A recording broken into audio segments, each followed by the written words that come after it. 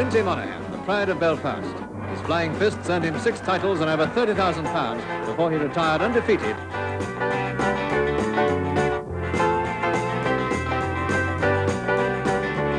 McGann's eyes running blood badly. We're 10 seconds away from the decision.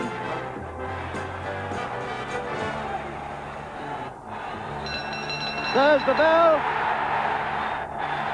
There's the bell, and Britain has the flyweight championship of the world. Walter McGann has won on points.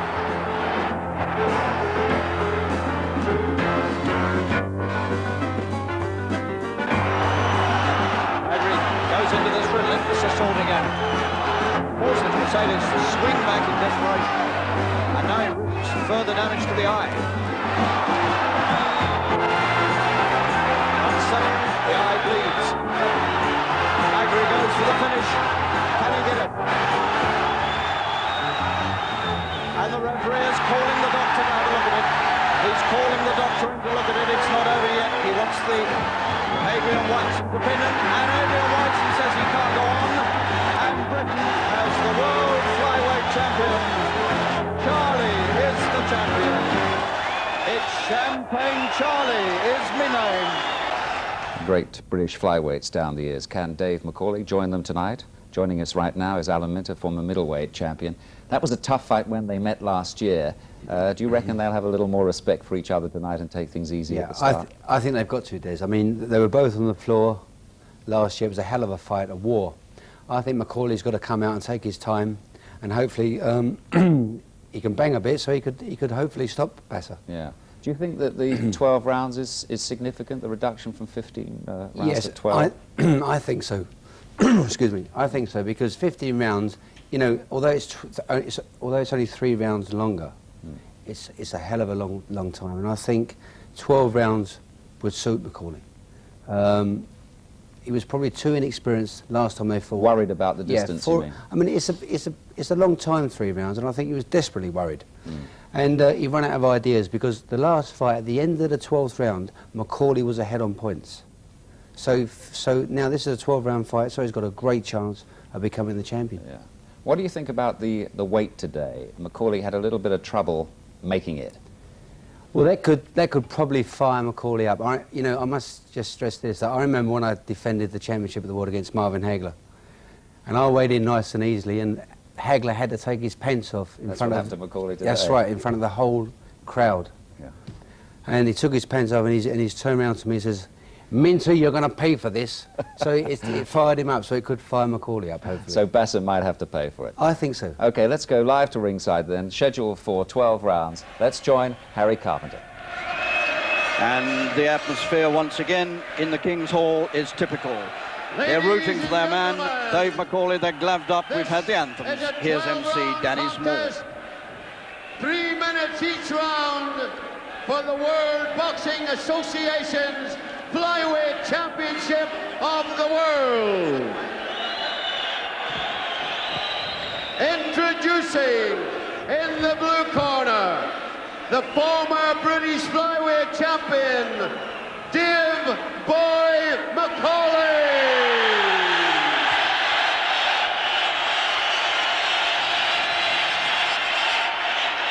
Nowhere in the world do they give their fighters a better reception than here in Belfast. And in the red corner, introducing from Colombia, the WBA flyweight champion of the world, Fidel Bassa.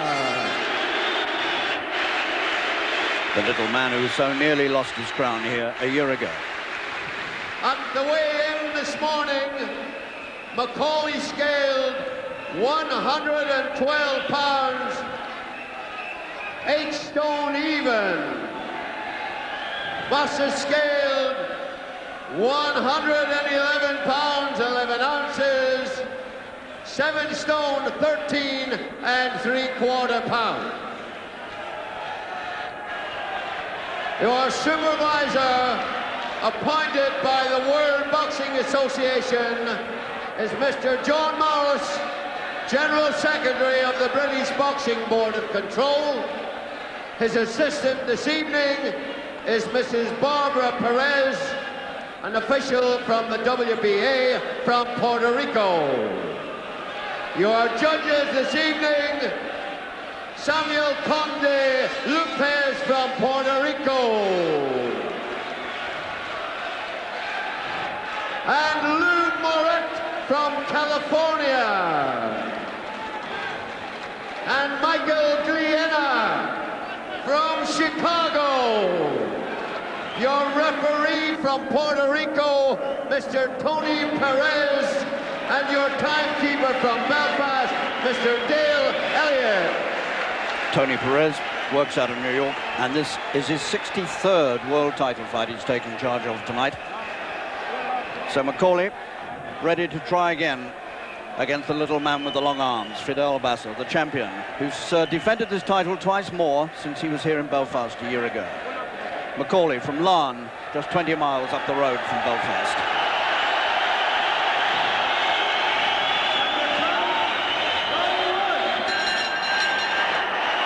"12 rounds.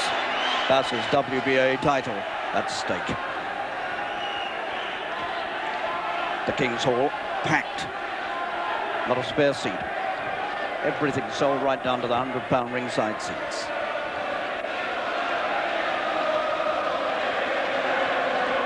This fight should have taken place a month ago, but it was postponed when Bassa claimed some cartilage trouble, and we'll be looking at his legs tonight to see if he's okay. Speculation here that if he's forced back, he might find some trouble on the injured leg.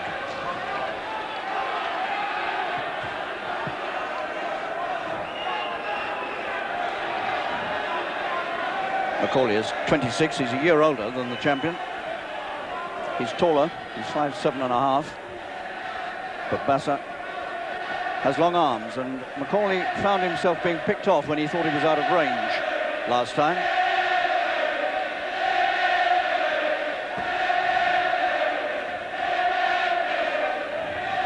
Well, this is the point of the first fight where McAuley was on the floor. 45 seconds in.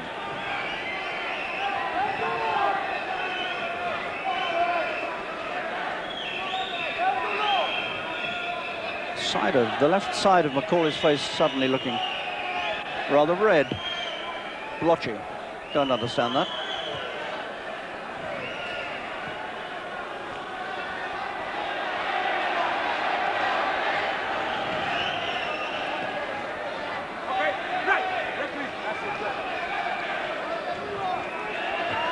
McAuley had Bassa down 5 times in their first fight.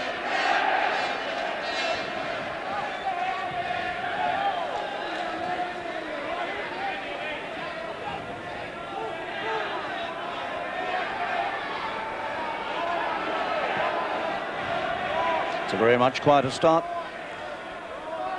than the first one.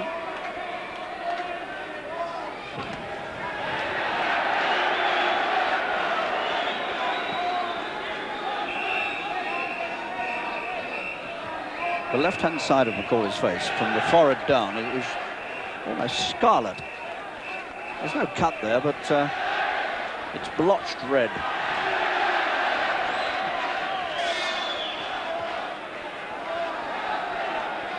So presumably the right hand of Bassa has found him there.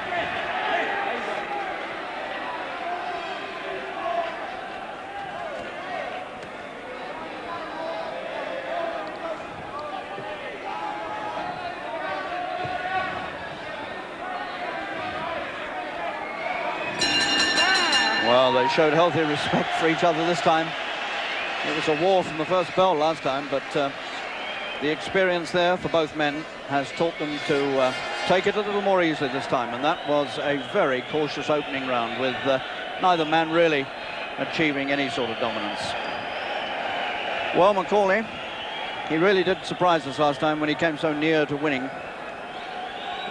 This is his 15th fight tonight, 12 wins, 2 draws, and just that one defeat. That defeat by Bassa was the first of his professional career. He's had one fight since, here in Belfast in December, a 10-round points win over Roy Thompson of Panama. And, well, it wasn't one of McAuley's better fights, But coming down off the sensations of the championship, perhaps it wasn't too surprising.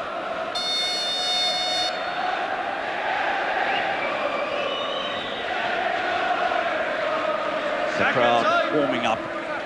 Round 2.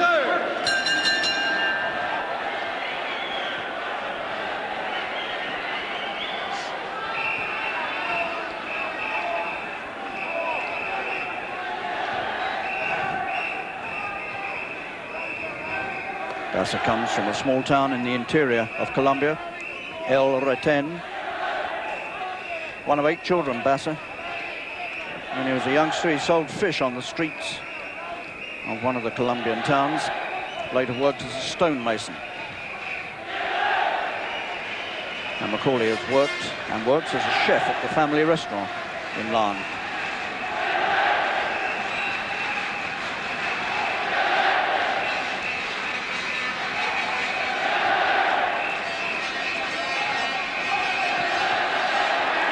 McAuley showing signs of wanting to get the right across.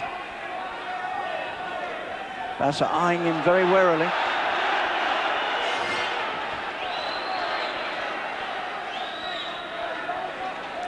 McAuley much more upright in style than Bassa. Bassa very much more lively on his feet. McAuley comes stalking forward, almost flat-footed.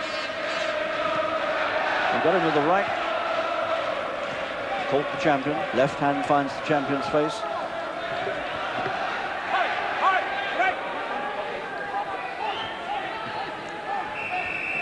Bassa got away with a lot of rough work last time, particularly with his head. And the American referee at that time really let him get away with too much.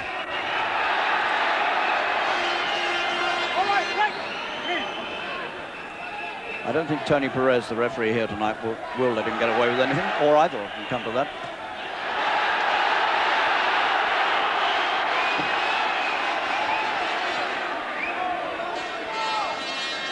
McAuley blinking again. I think the head's rubbed into, Bassa's head has rubbed into his face.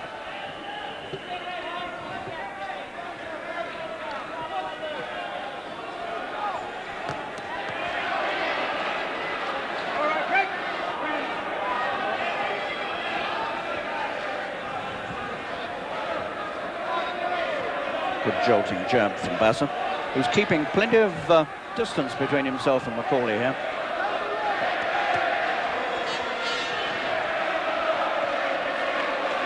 Again, it's a pretty even round.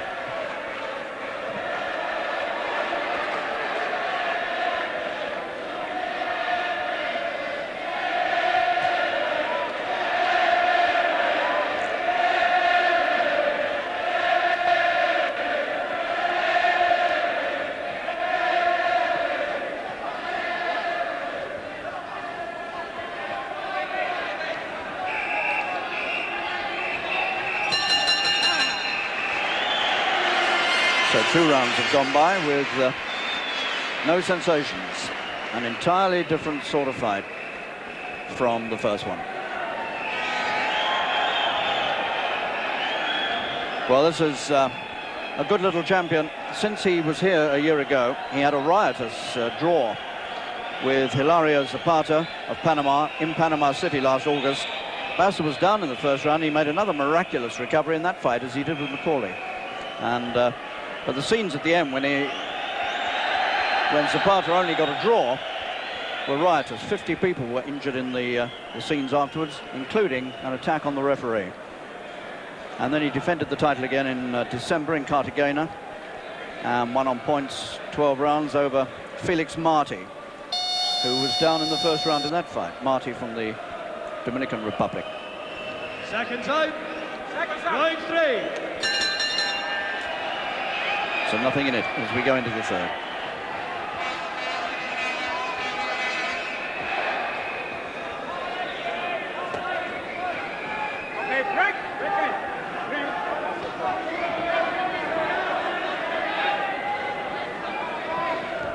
The interesting thing about that first fight, of course, which, as you've heard, went into the 13th round, was that after 12 rounds, all 3 judges actually had McAuley ahead on points. So if it had been a 12-round fight like this one is, McAuley would have won it.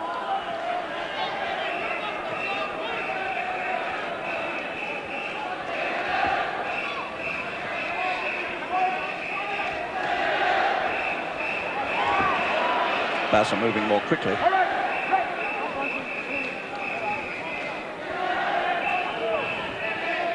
They've been professionals almost exactly the same time, over 4 years.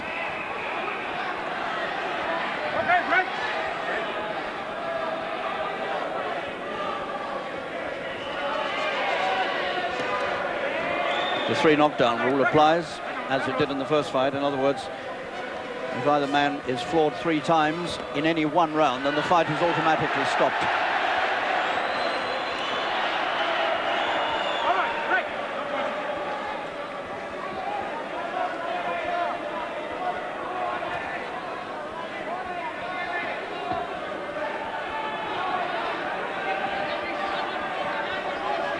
Bassa has come here determined to show a clean pair of heels to McAuley. He doesn't want to stand too close into those punches that he felt last time.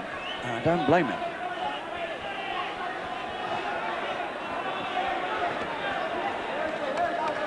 Bassa stealing ahead in this round, doing a little bit more work, popping in and out with the left hand and finding McAuley's head. Okay, break, please. Voilà.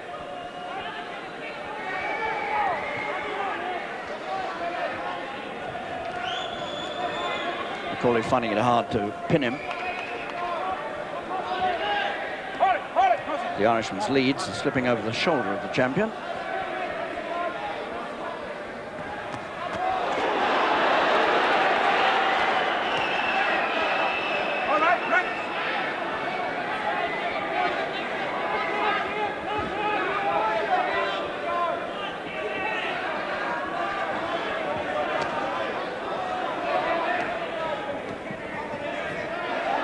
Bassa's got fast hands, and at the moment, he's just got the edge here.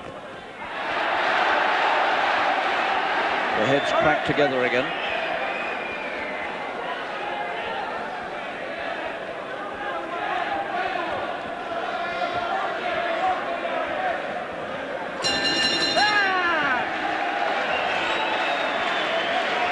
McAuley's face is really very reddened indeed, and I suspect that's been done with the head. He's just dropped behind now on that round. That was certainly Bassa's round. And McAuley is looking just slightly frustrated about this. I think he wanted to get a good punch in early, and he hasn't really nailed him with a hard punch yet. Simply because Bassa's being so elusive and clever and keeping out of way.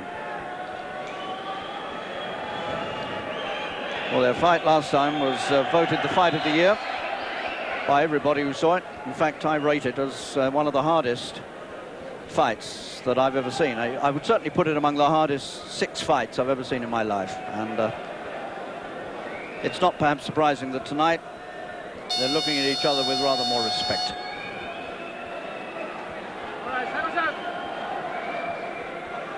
Second time, round 4.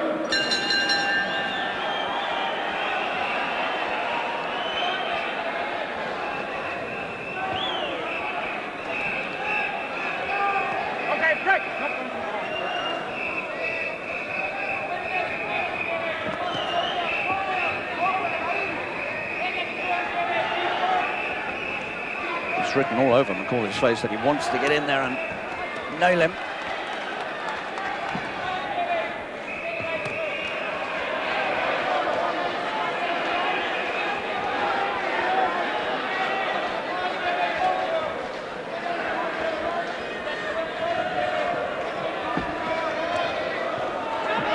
Bassa's using the whole of this ring and using it well.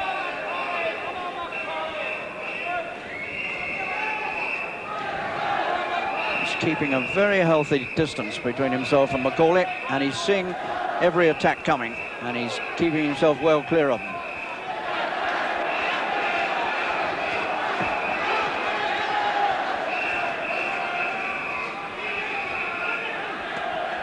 And at this moment, most certainly the champion has got the upper hand. Okay, hold it.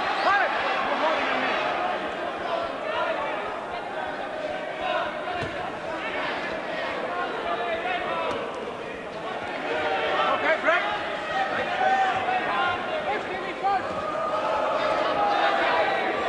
The left hand of Bassa beginning to find its way through the guard of McAuley more often.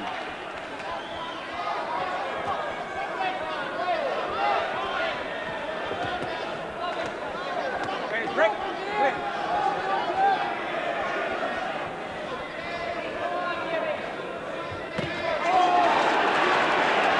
There's a better punch from McAuley. The left hook, a big left hook. Bassa took it well.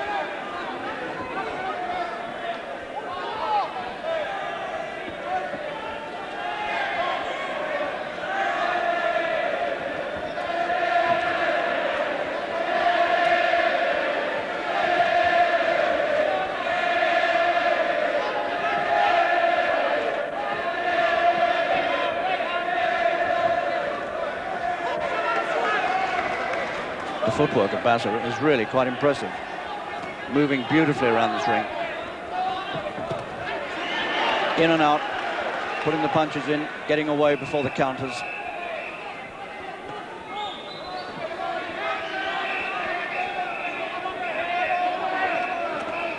And McAuley most certainly is going to have to find an answer to this somehow. Good right hand from Bassa, two good punches. There's a little bit of zip missing in McAuley. I wonder if that close shave with the scales today, 10 o'clock this morning, when he just made the weight, I wonder if he has had problems getting down to 8 stone. He doesn't look as sharp as he did in the first fight. So it might be that the training's been a little arduous. There's nothing worse than having weight trouble as a boxer. It really does drain you if you have to dehydrate yourself to get down to weight. Well, there was a left hook in that last round that didn't look too bad there. Well, no, having seen it the second time, I'm not so sure it wasn't blocked. But Bassa, on the whole, produced the much better work in that round. And that's a sample of some of it, with McAuley really having no answer to those punches. So the signs are a little bit disturbing in the Irish corner at this moment, with a third of the fight already passed.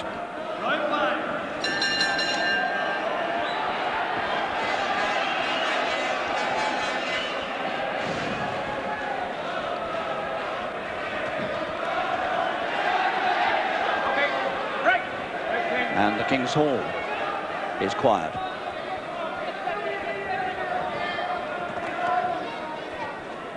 All right, break. Wait up.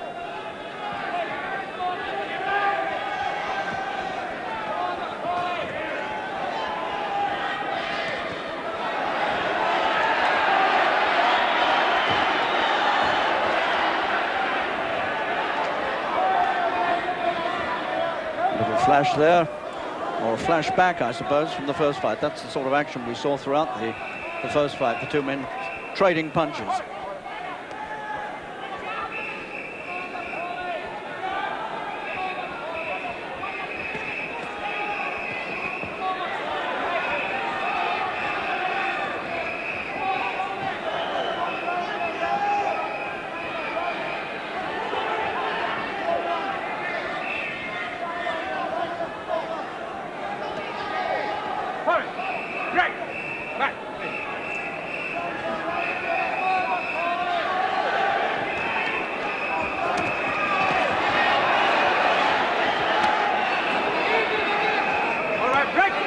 Bassa now showing signs of wanting to open up a little more. That could be dangerous for him.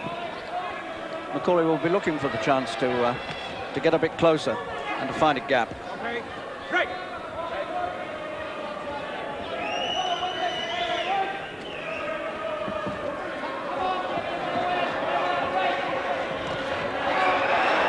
Again, the left hook of McAuley, good punch. He caught him with that one.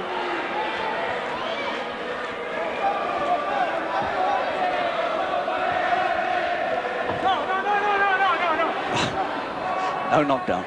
Mr. Perez making that instantly clear. A slip.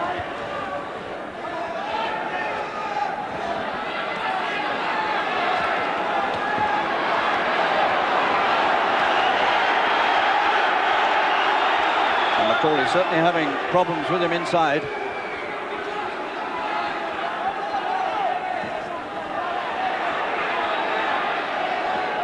Somehow I think McAuley, before long, is going to have to throw caution to the winds here and start moving in and throwing punches and hoping for the best, because he's getting outboxed at the moment.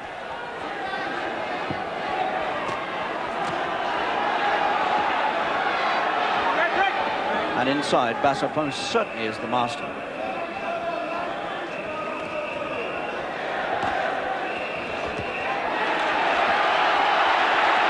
This is more like the first fight, and they don't hear the bell.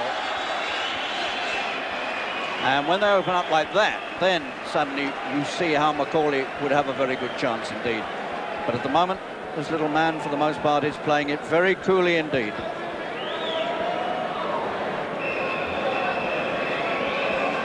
Well, he's come here determined.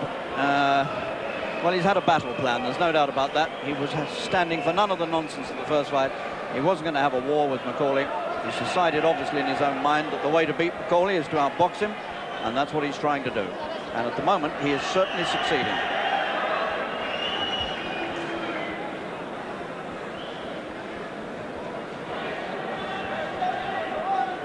One or two little rows on the way to the fight, nothing serious, but they had a little row over the time of the weigh-in.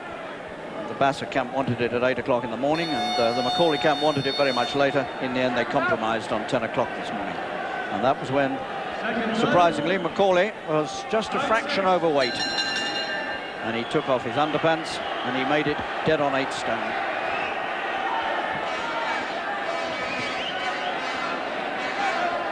So by my reckoning, McAuley is now dropping a little way behind.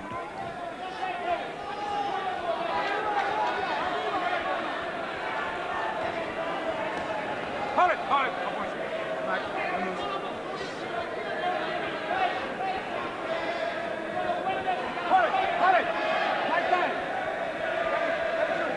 There's a bootlace undone, I think. Yep. They'll take time off for that, of course. 3-minute rounds. Eddie Shaw making the adjustment. Okay, break, no punching.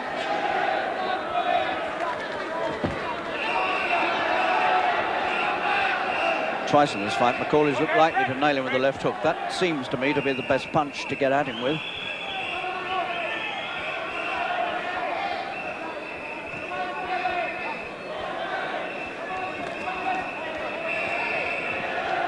If he could maneuver him round onto the left hook, he's working, Bassa's working around to McAuley's right hand at the moment. But if he could just sort of show him the right and get him to move away and then catch him with the left hook, it might all be different.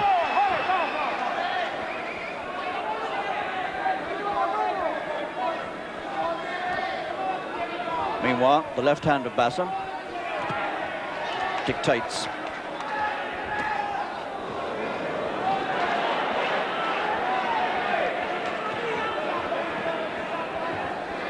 He got him with the inside of the glove. And that's why they just touched gloves, to acknowledge that it wasn't meant. Crack of heads, McAuley looks at the referee. This is how he suffered in the first fight from the head of Bassa.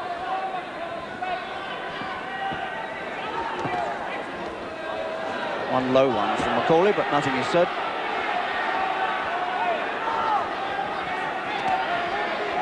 Beautiful little left uppercut from Bassa there.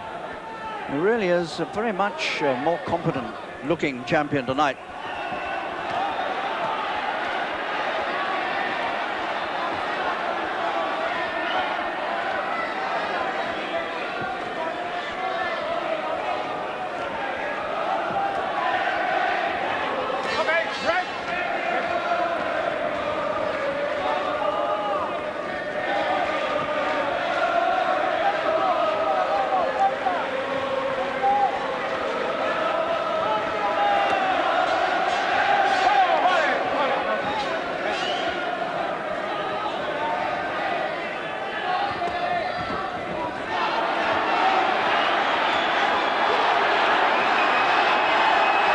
Always seems to liven up as we get near the bell to end the round. And McAuley comes inside, and I think he was a bit hurt there. He took 2 rather heavy punches to the head.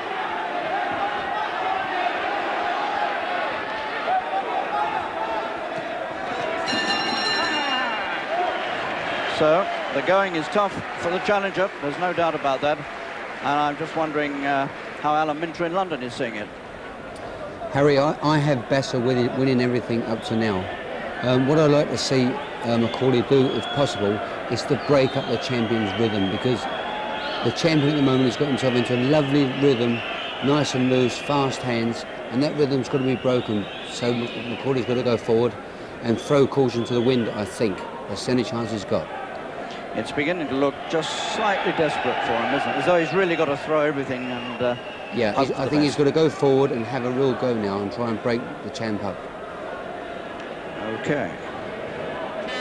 Here we are with another look at some of the action. There were two good punches here that McAuley took. There's another one. And he came inside. That hurt him. He came looking for shelter inside. Second time. Round 7. So both Alan and myself have got Minter ahead. I've got him 4 rounds ahead at this point, which is a lot after 6.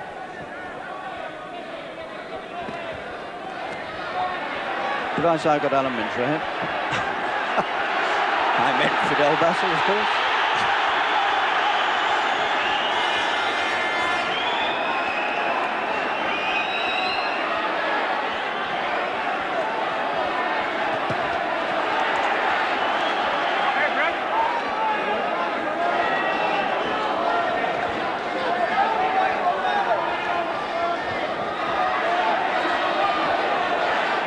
There's really no zip to McAuley's work at all at the moment. Even he's putting the left hand out, but he's not punching with it.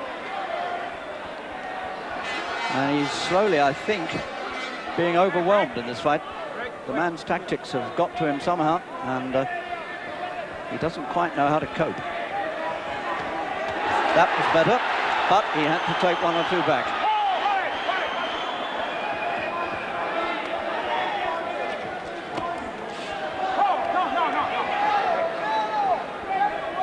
Tony Perez is handling this very well. He's not allowing any misdemeanors.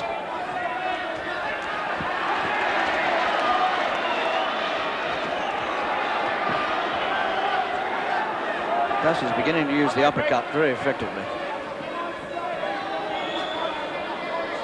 McAuley's corner signalling him desperately to move forward.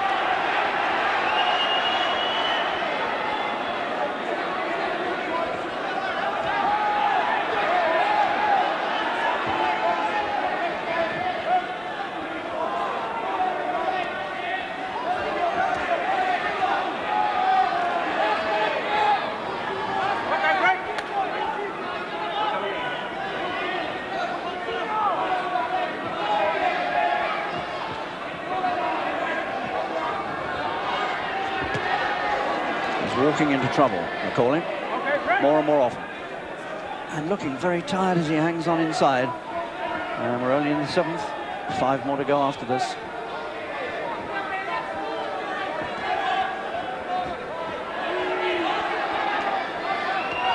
You couldn't have a more contrasted fight than this one with the last.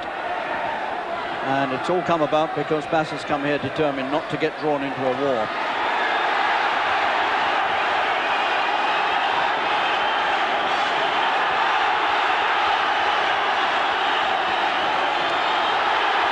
Once again, as the bell comes up, the action gets fast and furious.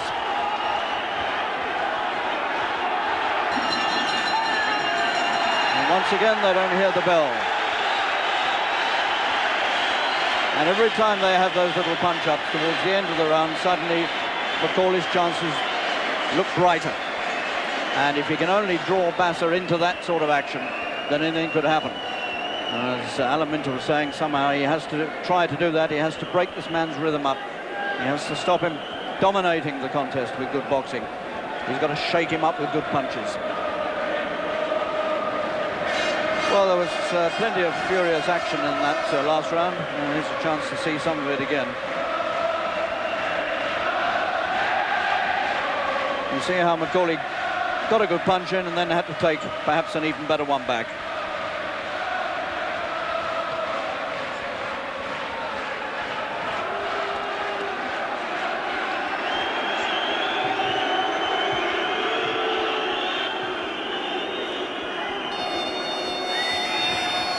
Well, there's been some sort of activity while you were watching the replay going on in the Bassa corner, and I'm not quite sure what it was about. I think they broke a file of some substance under the nose of Bassa, and Tony Perez was in there, and I think he's taken it off them and pocketed it. So clearly there's a suspicion in the referee's mind that he was getting some sort of stimulant that is not allowed. Might have been smelling salts or something like that, but I believe some sort of capsule was broken under the champion's nose.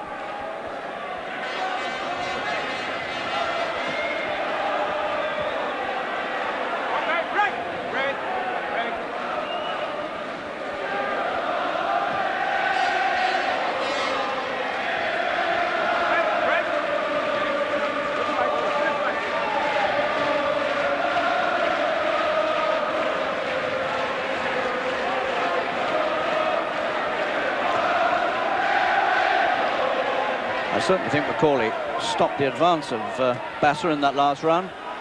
He stopped the relentless losing of rounds that was happening.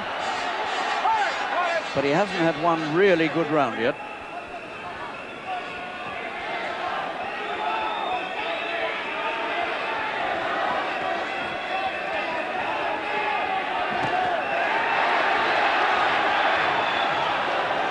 Again, the frantic signals from McAuley's corner. Come forward, come forward.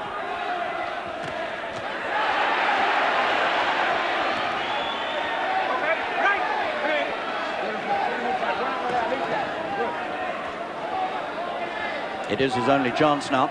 He's got to come forward. He's got to take some risks.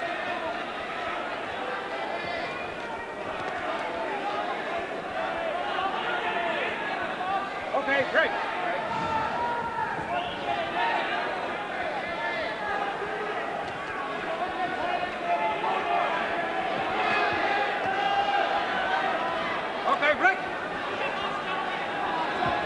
Bassa still looking totally confident, still bouncing about the ring, up on his toes, using good footwork.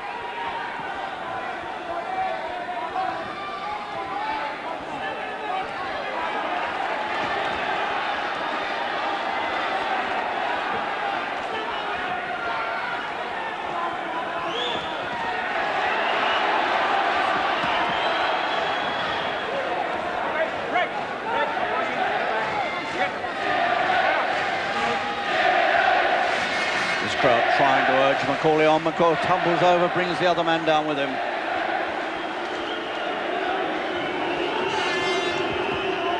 I think McAuley is very, very tired.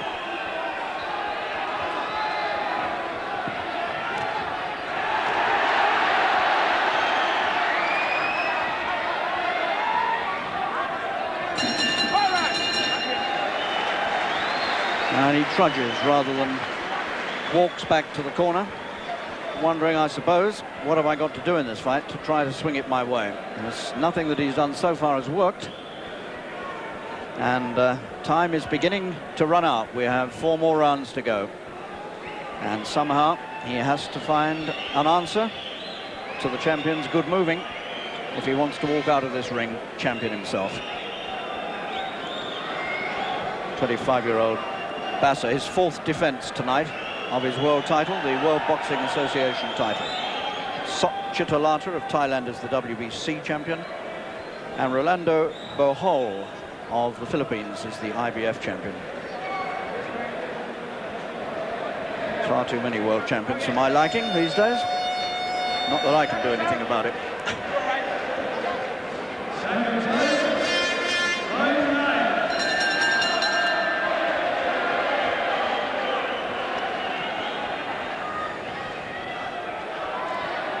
And it's beginning to look to me, if my scoring is right, that McAuley is going to have to stop him to win.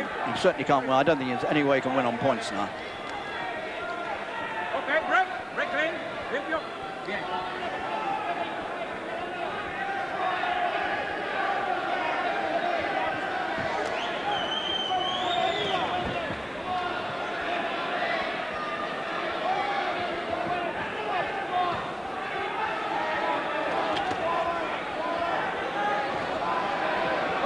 It's really quite astonishing how different this fight is from the first one. Mind you, some return fights do tend to be that way. When two men have such a hard fight, it's asking a lot of them to go through it all again, and they do change tactics, and that's what Bassa's done here, and he's totally frustrated the challenger. Okay, hold it, break.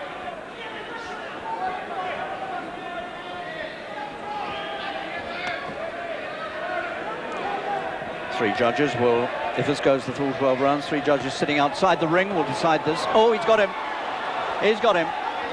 Right hand, and McAuley looks to his corner as much as say, what am I doing down here? And now, what is the point of going on? He almost doesn't want to get up. He's beaten the count at 8, but he looked like a man who'd had enough. But on he goes in the 9th. And this was the round last time in which he had Bassa in all sorts of trouble. The roles now completely reversed.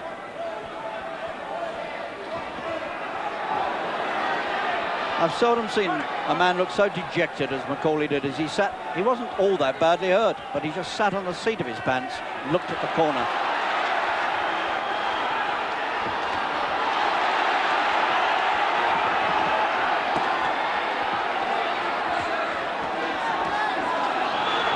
Now can McAuley find something out of this desperate situation?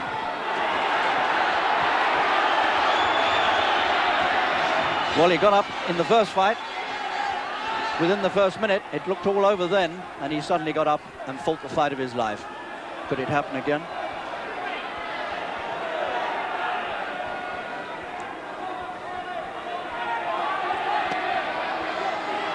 He's getting caught too often. He comes inside again for shelter.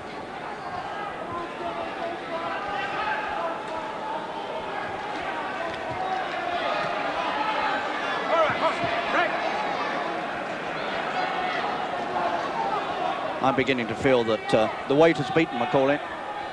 I really am. He looks like a man absolutely drained.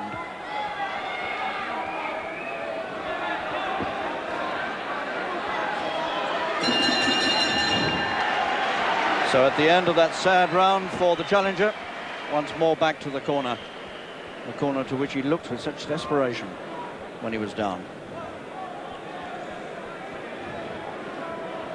So let's have another look now at what happened to McAuley in that round. Here we are. Good right. What a good right that was. And another one followed up. And just watch. He sat down there and looked at the corner. He was almost gone from the first right. The second most certainly did it to him.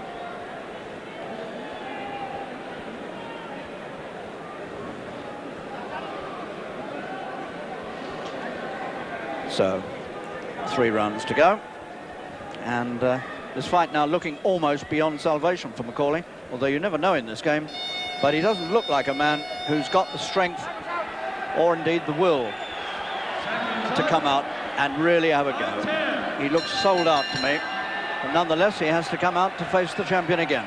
Round 10.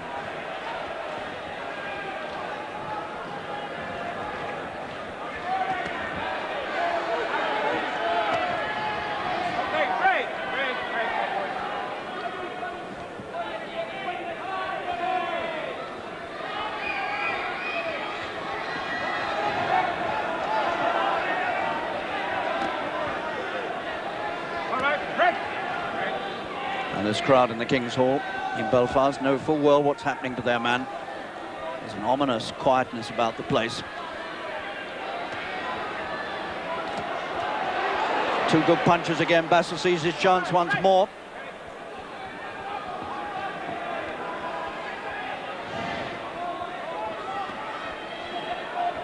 All right, break.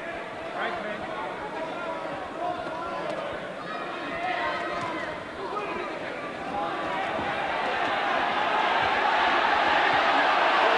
Tried to find the right there. He actually caught Bassa, and Bassa moves back. For one of the few occasions in this fight he's gone backwards. He was hurt. McAuley at last found him with a good right.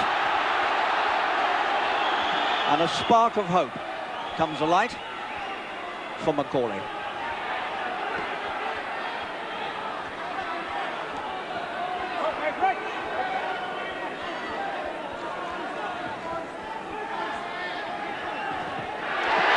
Good attack. If he could keep that going, he's got a chance.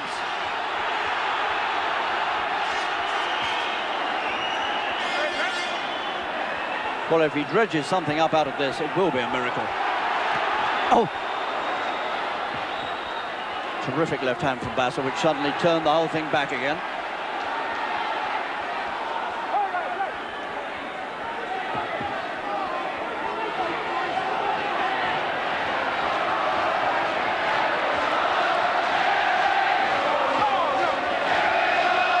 Bassa unmarked. McAuley's face very marked. Reddened all over. Slightly swollen around the eyes.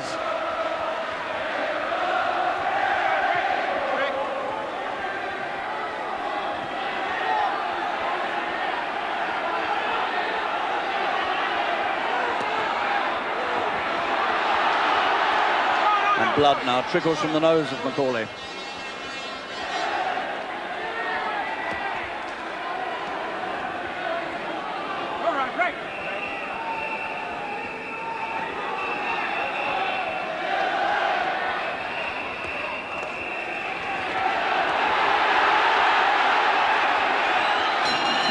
The little man ended the round on top.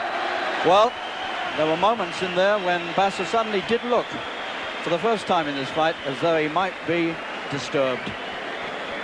And it all stemmed fairly early on in the round from a right hand. So, this might be the chance to see it again. I didn't really think, to be honest, McAuley had the strength left to mount an attack, but he did suddenly put a few good punches together, which did, for a moment, alter the look of the whole thing. He's found him like that so seldom in this fight. And that was the moment when Bassa decided to retreat, for the first time.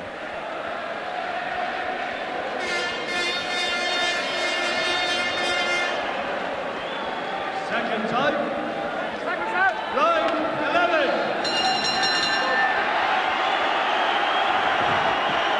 So now the climax is being reached in this WBA championship, this flyweight championship, the battle of the little men, the 8 stoners. This fight which has been so totally different from the one we saw in this hall a year ago. One of the most astonishing fights I've ever seen.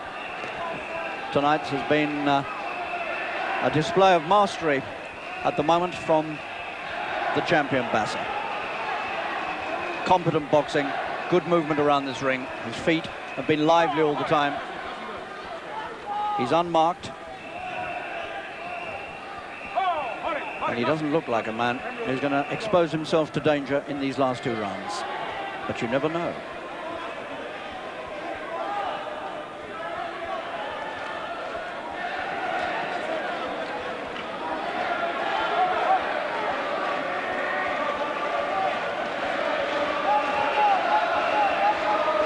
Bad mark at the side of McAuley's right eye.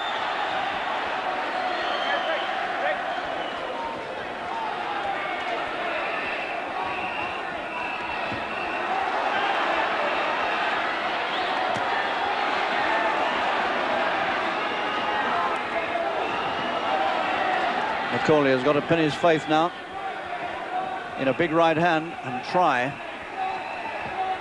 somehow to change the things that are happening. And he catches Bassa. And Barney Eastwood, his manager, slaps his hand down on the ring canvas and says, come on, you can still do it. And he's got Bassa in trouble. I don't believe it. He has got the champion in trouble, and Bassa holds on for dear life suddenly. 11th round. It's all gone Bassa's way until now. And Bassa this time looks to his corner over the shoulder of the challenger. And the tables dramatically are turned. The champion's gum shield is on the floor. There's blood on McAuley's face. The pair of them now, desperately tired, but McAuley at last sees a chance.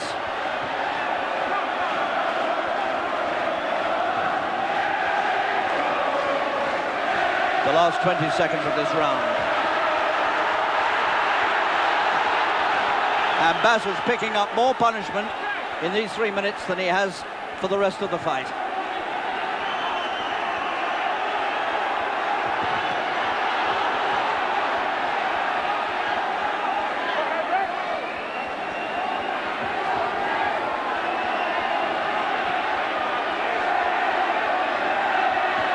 The bell's coming up. And they don't hear it. And Bassa has the last punch. Well, wasn't that absolutely astounding again? These two produced the most extraordinary things a year ago. And now in this fight, after 10 rounds, which were virtually all Bassa, suddenly McAuley found the answer. But it's come very, very late in the fight, and it may be too late. But suddenly, the little champion was hanging on in there. He didn't like it. He'd been hurt. And McAuley, at long, long last, after more than half an hour's fighting, saw his chance. And believe me, Bassa was clinging for survival there.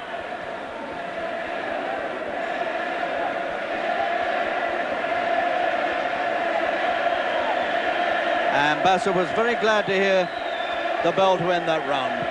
And so now we have just 3 minutes of action left. 3 minutes in which McAuley might yet wrest the title from Bassa.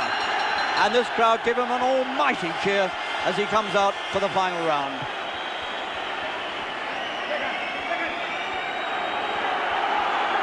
Can McAuley do it? It'll be the sensation to end all sensations if he does it now.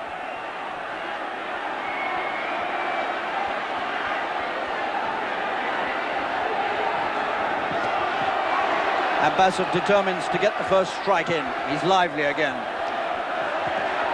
The minute's rest has worked its miracle on Bassa. He looks all right again.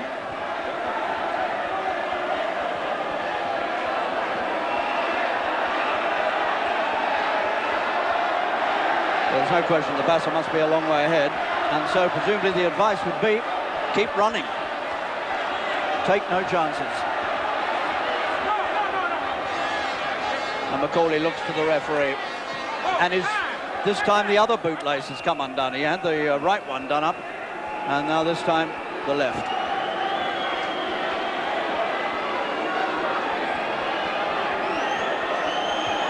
Bassa probably glad of the breather anyway.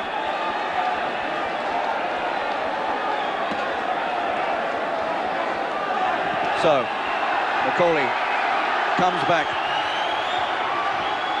with very little time left now to produce the sensation.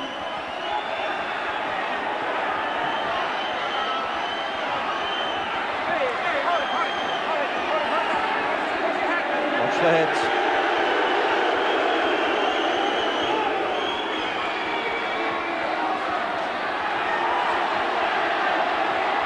And predictably, the come-on signals are being flapped from the corner of McAuley.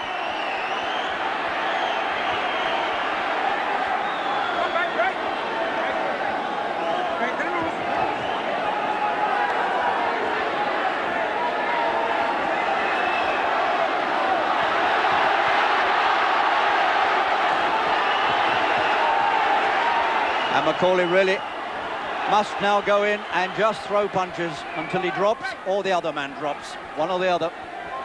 Nothing left now but to go for it.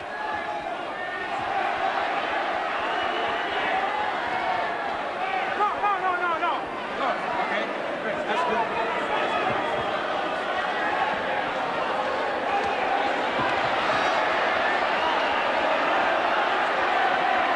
And the champion circles around this ring and keeps distance between himself and the McAuley punches.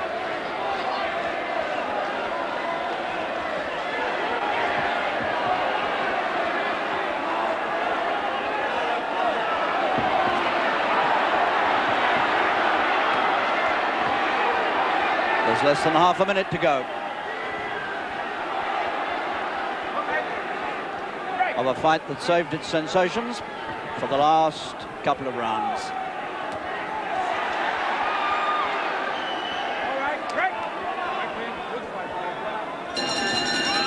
And it's all over and the fight goes to the judges, and there really can only be one winner, and that's Bassa. He must have won it, and won it pretty comfortably, I would think.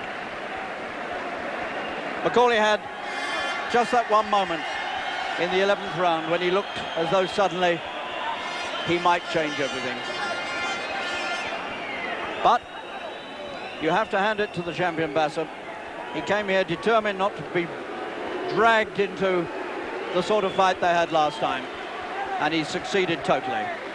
So 2 judges from America and 1 from Puerto Rico will give the decision. And McAuley's being cheered by his corner.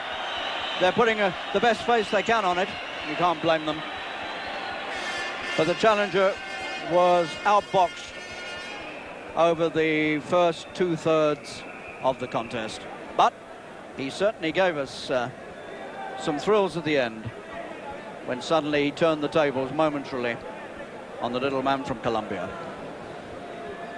So now the usual rather anticlimactic wait while the 3 judges' cards are collected and scrutinized, and we wait for the decision. Now then, I wonder what all that business with the capsule was, and maybe that's going to play a part in this fight before we're finished. Something was definitely taken out of the corner of Bassa. I didn't see it myself, but people around me tell me that a capsule was broken under the nose of the champion. It was taken away by the referee and was handed to John Morris, I think, in the end, the supervisor of the fight.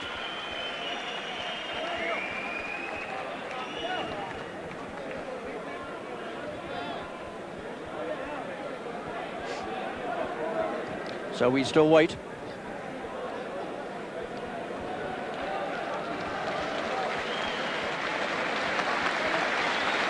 And the sporting King's Hall crowd give a nice hand to the little man Bassa as he walks around the ring with his hands above his head.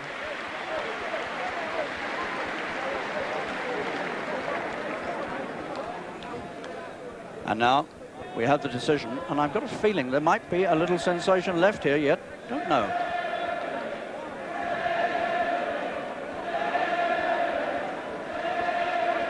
Ladies and gentlemen, this is the result. Judge Lou Moret scored 114, 113 Bassa. That's very close. Judge Glenn Ina scored 116, 112 Bassa. So Bassa retains his title. Judge Condi scored 115, 113 Bassa. A unanimous decision. Unanimous decision. Bassa retains his title, but the judges' scores were a good deal closer than I had it. Ladies and gentlemen, let's So, hear applause. In the end, McAuley didn't do too badly in that strange fight, so different from the first. Fidel Bassa remains the WBA flyweight champion, and Dave McAuley sadly departs, not the champion, but having given us a good many thrills towards the end of that fight. And what about Dave McAuley, ladies and gentlemen? And one of those judges, a woman, I think for the first time ever in a British boxing event. But he left it all a bit late, didn't he, Alan? I think so. I mean, we gave all the rounds to Bassa, but then Well, most of them, anyway. Well, yeah, most of them. But Yeah. you know, be fair, McAuley came out in the 11th and had a good 11th. If he and I said all along, if he could just break the champion's rhythm and break his style, if he would have done what he did in the 11th, from the 8th round onwards, he might have had more of a chance. Well, you said that at the end of the 6th. He needed to do it 7 or Yes, 8 or that's something right. like that, didn't he? You know, throw all caution to the wind is for the... You know, at the end of that fight, the corner, McAuley's corner seemed happy.